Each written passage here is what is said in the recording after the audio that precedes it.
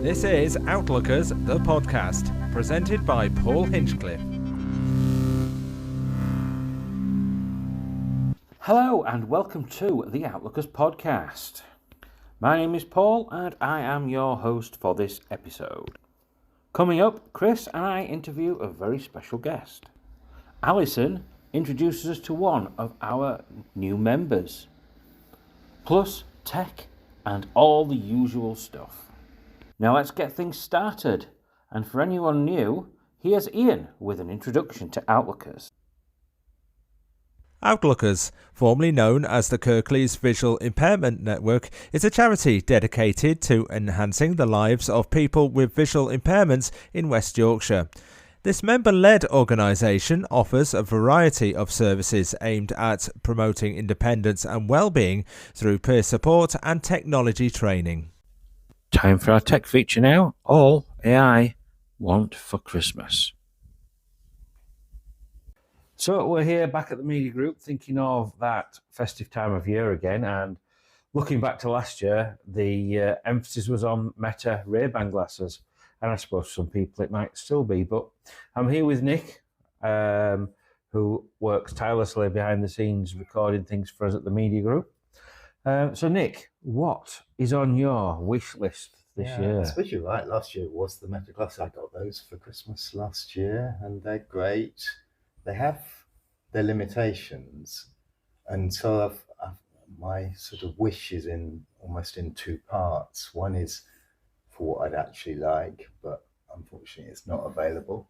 And then we'll go on to, so what am I going to ask for?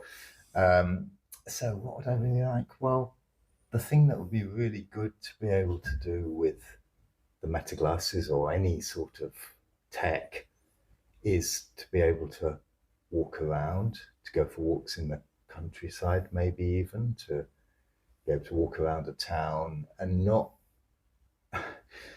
have, that you have to have this combination of apps, something which tells you turn by turn, which never quite really works, and then something else which tells you where you are, and maybe something else where you can ask your glasses, what's around me, but something which combines all of that together, and where you can walk along and have a voice in your ears and talk to the voice, and it keeps you on the straight and narrow, keeps you on the path, even in the countryside, stops you falling in the stream or walking into a tree or whatever. You'd be there with your cane, but something that was could just let me go back to being able to walk around and enjoy being out in the countryside. That would be a lovely thing to be able to maybe tell you what the birds are around, or the trees or the plants as you're walking.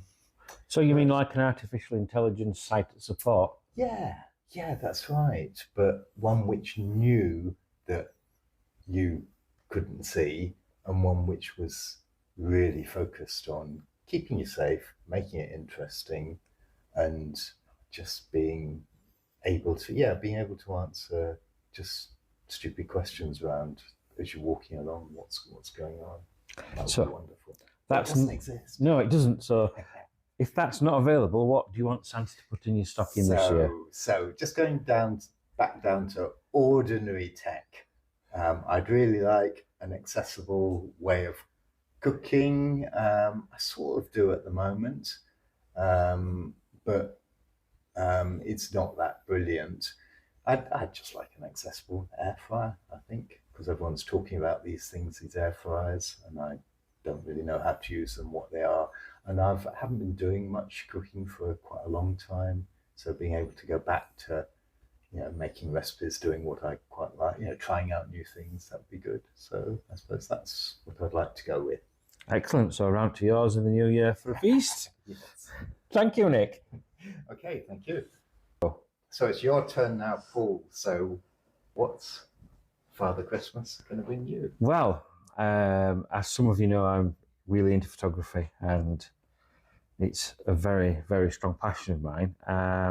And recently, a manufacturer has brought out more tech into their cameras, and I was astonished to find an accessibility feature on one, and it's got a screen reader and a zoom function.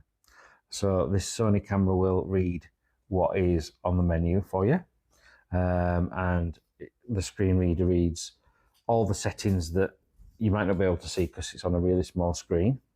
You can zoom in on what you're taking a photograph of. So if you're a low vision user like myself, you can get closer to the action of where you want to actually take the photograph. And also the menu, if you didn't want the screen reader, you can blow the menu up by 2.5 times. So I'm really looking forward to getting that and getting it set up and seeing how we're going, see where the technology takes us, because it's only the start. And I think, what sort of photos do you take then? I take anything that doesn't move. Okay. I originally started taking pictures of my kids when they were younger, but they do move far too quickly. So it's sort of like still life, landscapes. So it's out in the town, the city, the countryside. Anyway, I like just being out and about, a lot of fresh air, and it's the process that is calming for me. And you said that this camera, before we started on this interview, you said the camera can spot things like birds and animals? Yes, so it's got artificial intelligence autofocus. Yeah. So you can tell the camera what you want to take a picture of, and it will focus on predominantly that. Okay. So if you were taking a picture of, for example, a moving car or an aeroplane, you would set it on that particular mode, and it would concentrate its primary focus on that and not on the things around it. That's amazing. So why does it need you? It needs me because it keeps me calm and it gives me an excuse to get out of the house. That's great. Good. Well, we're keeping our fingers crossed that might be coming down your chimney. Hopefully, yes. Right, well, shall we go over to David now and see what is on our Chair of Trustees Christmas wish list this year? I don't think I've got anything particular other than what I would like, but whether I will get them is another thing. And it's the Oakley Vanguard smart glasses. They wrap around, and they're really designed for sporty people who want to go cycling. So they've got features which are really nice, like the speakers go that little bit louder because you're out in the outdoors and it can be windy. They're waterproof. The battery lasts for up to 9 hours. The only issue is that they are designed for sports people. So wearing these glasses day in, day out, and that's what I would want to do. It's being able to have a look at them and wear them and see if they are something that you could use, a product that you could use on a daily basis. So we'll have to wait and see what's round the corner there. Well, thank you, David. Well, whatever you are wishing for this Christmas, I hope you all get it, and we'll look forward to what's going to happen with technology and where it takes us in the new year. It's now time to meet our special guest. This was recorded by Chris and myself a couple of weeks ago. And we are at the media group today, and I've got two very special and important guests with us. We've got Chris and Ian. So I think we've all met Chris before, but to those of you who haven't, hello Chris, could you tell us a little bit about yourself and about what you do here within the Outlookers family?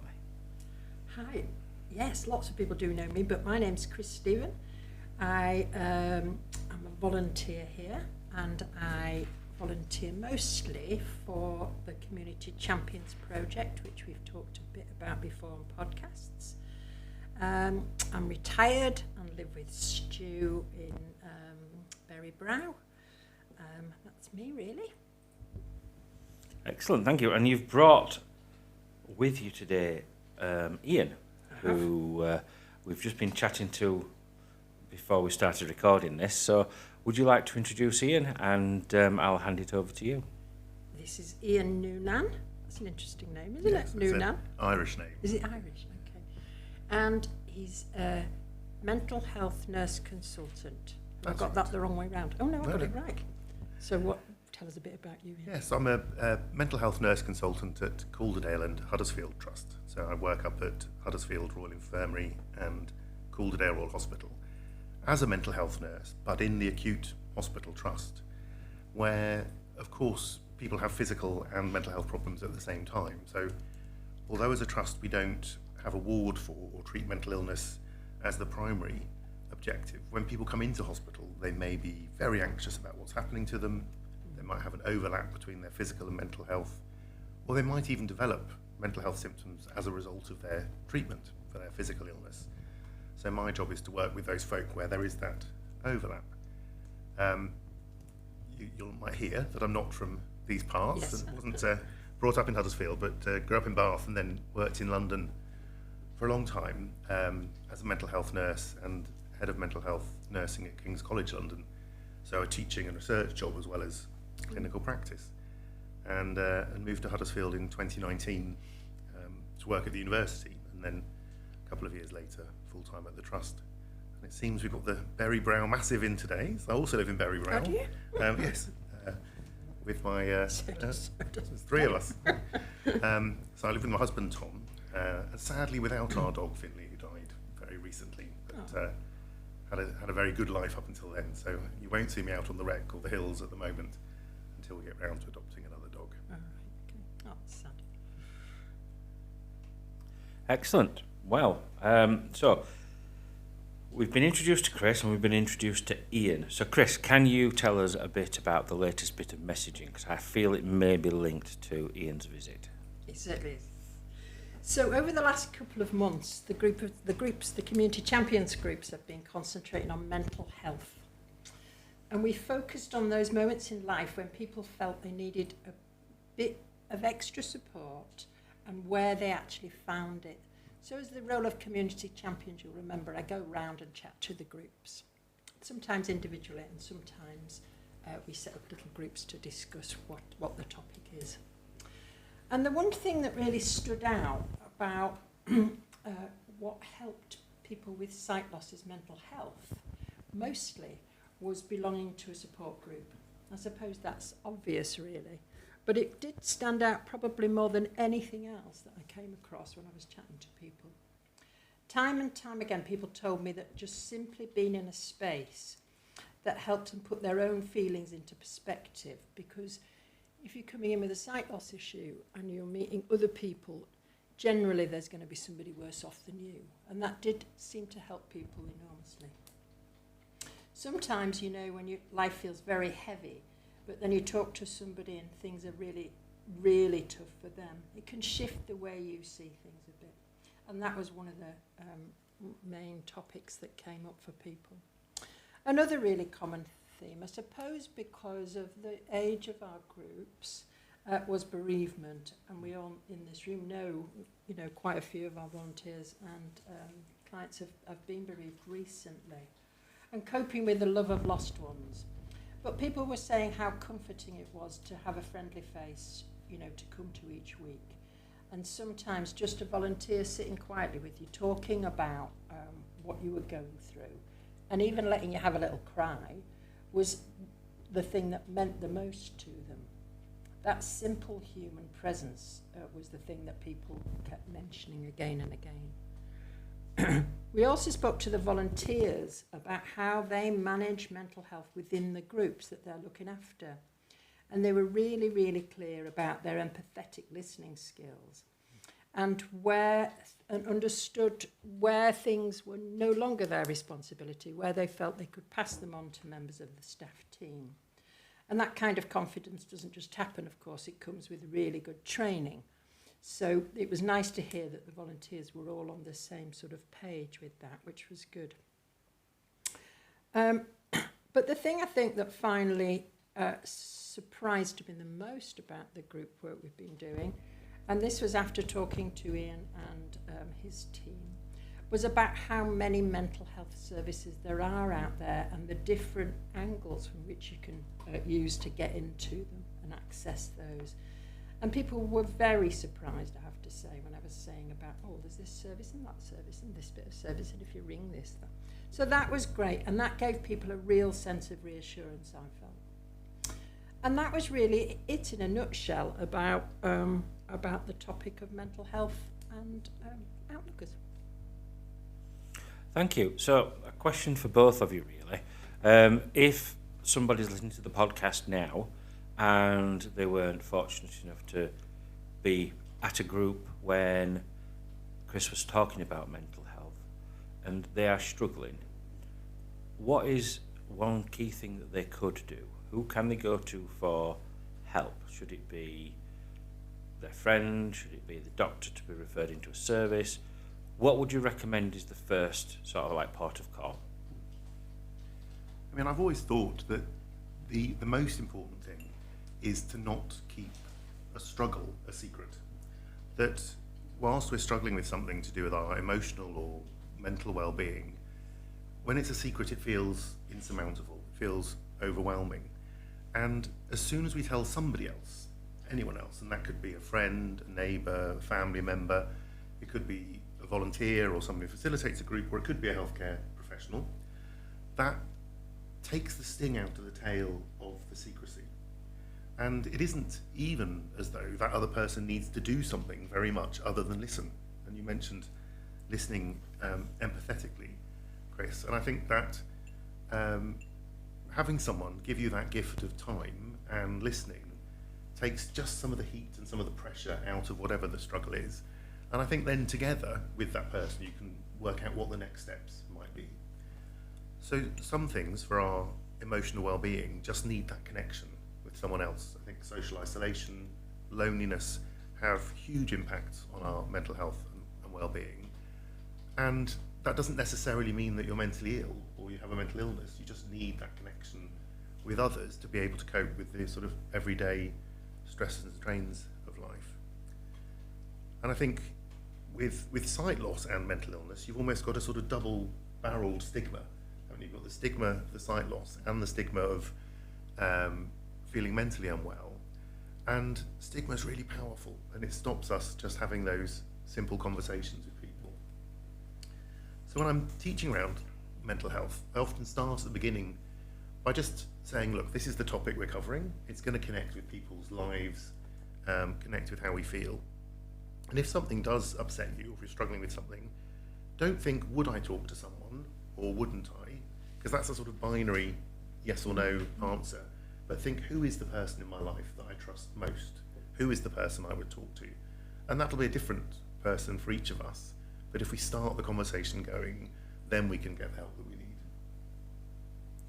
Thank you. That's a encouraging and very clear answer. I think anybody can say, oh, I can talk to such and such, even if it's somebody you bump into on the bus sometimes.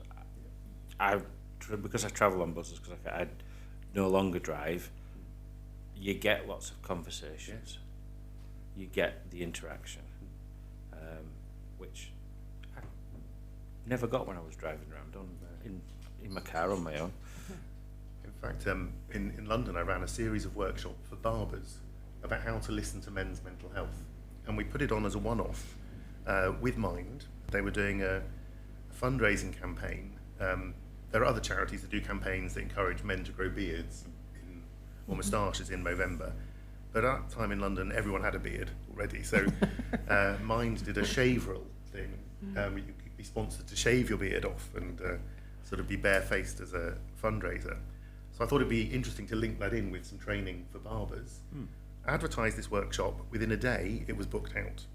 So we ran it 3 times, and about 20 barbers on each occasion came to this workshop about how to listen to men's mental health, because lots of men would bring things up whilst they were having their hair done or their beard trimmed, and the barbers just needed to know how to have that next conversation. And it was as simple as saying, that sounds really important.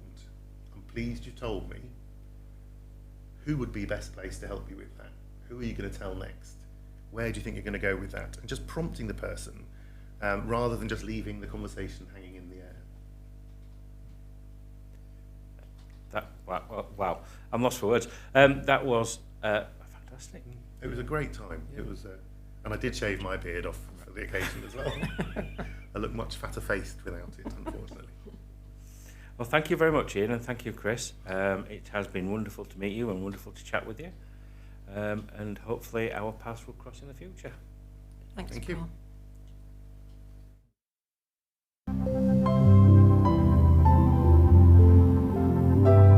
You're listening to Outlookers, the podcast. Let's go and meet an Outlooker now. Here's Alison introducing us to one of our new members. Recording, so whenever you're ready. So today, for Meet an Outlooker, we are going to interview Dawn. So Dawn, in your own words, let's meet you. Tell us a little about yourself.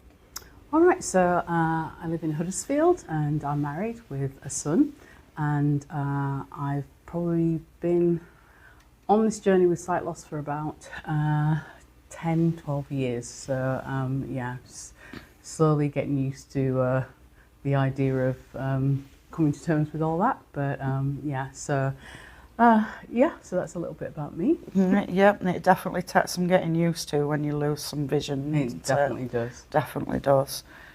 So what is your eye condition? Would you like to go further into that for us? Yeah, so I've got glaucoma, and it, for some reason, kind of spiraled out of control a couple of years ago, where they couldn't get the pressures to regulate. I also got uveitis in my eye at the same time, so there was the inflammation, so I had a trabeculectomy, which was successful in one way, but actually left me in a lot of pain in the other way. So the operation worked, but left me with quite a few side effects. So so my sight is peripheral vision that's been affected. We've still got good central vision, so that's really good. But obviously, it has its drawbacks in not being able to use that peripheral vision. So. Yeah, it does. So, do you have a favourite tech feature to help you with your sight loss? Yeah, I am quite new to all this tech stuff, really. So the things that I'm finding useful right now are Soundscape. Can you tell us a bit more about that? Yeah, so Soundscape, I can put in, a place that I want to go to, and it tells me if I'm walking, it tells me how close I am to getting there or to continue on that route. So it's kind of like a route planner, really. And then Move It, which because I've started to use the bus now, not driving anymore, unfortunately. But so I'm taking the bus, so that tells me when my bus is going to come, and also tells me when to get off at a stop if I'm not familiar with the area. So I'm finding Move It quite useful. I've just got an iPhone and learning how to use that, so that's been challenging. But feeling a little bit more at home with it. I did have an Android phone, but feeling a bit more home at using the voiceover, using voice control, and sending messages by voice control and things like that. So getting used to all the tech. Brilliant. So, I've heard you play some music. What sort of things do you play, and what instruments? My music choices, the music that I like varies from I like metal to rap. I mean, it's quite a broad area. I like classical music, so I'm willing to listen to anything that I figure, I think is decent anyway. And I play the drums. So started doing that about 2 years ago, kind of at the same time as things kind of went downhill with my sight. I decided, I'm going to teach myself how to play the drums. So I started doing that, and I play at my church, and looking for a band actually to get into so I can do some more playing. So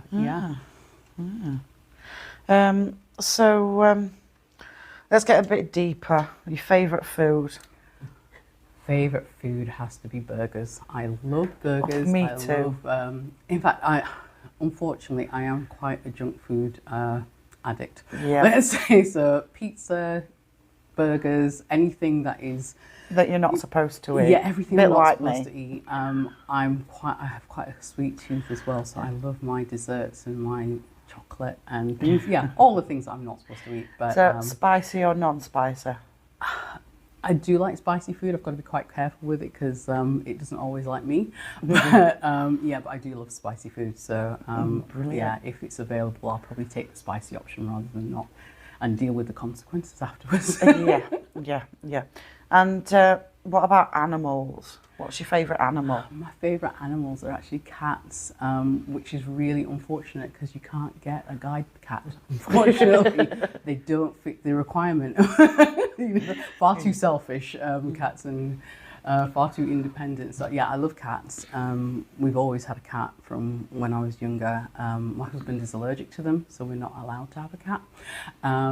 But yeah, me and my husband are talking about the possibility of getting a guide dog as well. So that's an ongoing conversation in our house. So we'll just see how that goes. Yeah. And is there anything else you'd like to share with us? Anything else? Yeah, just really grateful to Outlookers. I don't know about anybody else in their sight loss journey, but I know for me it was quite a lonely journey. I didn't get a lot of information about not only the condition that I had, but about support that I could get until it got quite serious. And by that time, somebody did point me in the direction of Outlookers, and it's just been, just for me, life transforming, because the things that I've learned since I've been coming, the people that I've met, the courses that I've been on that have helped me, come to terms with my sight loss journey. It's been invaluable. Being able to be part of the group, doing the Braille course. I'm doing the level 1 Braille course, and that's been great, lots of fun. David always has some great quizzes for us at the end of the course. So that's, I don't ever win, but, but it's fun taking part. And and then being part of the media group, which is something I've just started to do. So Outlookers has been just, tremendous, and I can't speak highly enough of it. So, yeah. Brilliant. Thank you so much, Dawn. Yeah, thank you too. Thank you. Let's go over to Nick now and see if he's got a tip for us. Hi, this is Nick Clark, and I'm going to do a tip. It's Christmas, coming up to Christmas, so it's going to have a bit of Christmas feel to it, this tip. So this is about playing radio stations when you're out and about, walking along. So I still have this problem that I've got an Amazon Alexa at home, and I can ask it to play different radio stations, and it all works fine. But then on my phone, I've got an iPhone, you can't ask it to play a particular radio station. It doesn't work. It doesn't do it in the same way. I think you can do something using shortcuts, and I think we're going to look into that at a later podcast. But the tip is that actually you can get Amazon on your phone as you're walking out and about. And for those who've got an Amazon Alexa, you probably already know this, because you may have downloaded the Amazon Alexa app to set up your speakers. But anyway, if you have the Amazon Alexa app on your phone, you do have to open your phone, so it's not quite as simple as just speaking into your, if you've got bone conduction headphones, you still have to touch your phone to open up your phone. But you can then say, Alexa, play a radio. So there goes another Alexa. Alexa, Alexa, stop. Alexa, stop. So you can ask your phone to play it via the Lady A app. So, right, let's have a go at this. Let's see if it works. So I'm going to open up my phone first of all. Try again. Button. Try again. Passcode field. 0 so this bit will need. Secure text field. Passcode field. 8,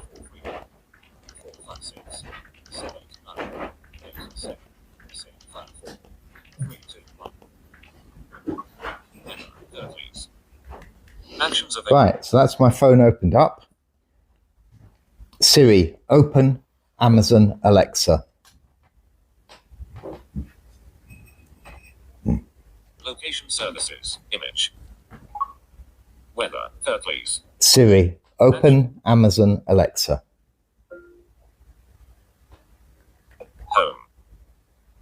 Right, so that's my Quick add. Amazon Alexa opened up.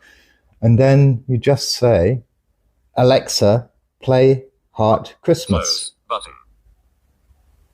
Heart Christmas from Nicholas Global Player. And as you're walking along, so that's the Christmas music tip. You can walk around with your favorite Christmas radio station playing in your ears. Happy Christmas. So here's what you can look forward to in 2026 at Outlookers. We have our regular weekly peer support groups, starting off in Batley, Dewsbury and Huddersfield. We also have other groups that meet throughout the month in Denbydale, Mirfield, Cleckheaton and Home Firth. You can look forward to a new group starting up hopefully in Slathwaite. We also have our Braille for Daily Living course and our media group. For more information, visit our website at outlookers.org.uk. All the information can be found on our What's On page. Alternatively, you could visit our Facebook page or contact us via email on info@outlookers.org.uk. Alternatively, give us a call on 01924 445222. That's all for 2025. Thank you everyone for listening, and we hope you can join us in 2026 for some interesting podcasts and insight into tech in the VI world. So happy Christmas, and we'll see you next year. A very Merry Christmas and a peaceful and Happy New Year from all here on Outlookers, the podcast.